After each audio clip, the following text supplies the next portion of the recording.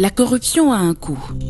Dans le secteur minier au Congo, ce coût peut être gigantesque.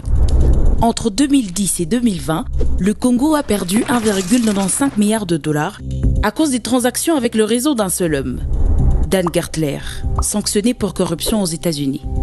Avec cet argent, on peut construire des routes et des sauts de moutons de Kinshasa à Kisangani. Décortiquons un de ces accords.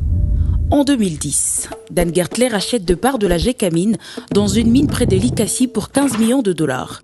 Quelques mois après, il les revend pour 75 millions de dollars. Gertler a donc gagné 60 millions en un temps record. Avec cet argent, on peut construire 15 écoles dans chacune de 26 provinces du Congo. Même problème dans le secteur pétrolier. Dan Gertler avait payé un demi-million de dollars à l'État congolais pour un bloc pétrolier dans l'océan. En 2013, Gertler revend ce bloc pour 150 millions de dollars à l'Angola. C'est 300 fois le prix qu'il avait payé. Si le Congo avait directement vendu le bloc à l'Angola sans passer par Gertler, le pays aurait eu suffisamment d'argent pour construire plus de 1200 écoles dans tout le pays. Ce n'est pas fini. Gertler continue à opérer librement au Congo.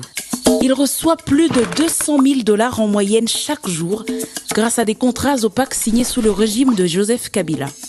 Avec cet argent, le gouvernement pourrait payer le salaire de quasiment tous les employés de la Gécamine.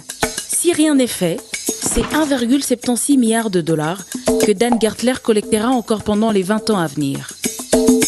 Seule une vraie enquête judiciaire sur les transactions de Dan Gertler et les accusations de corruption peut véritablement lever le voile sur l'origine de cette disparition de recettes. Ce n'est pas trop tard, mais il est temps d'agir. Le Congo n'est pas à vendre.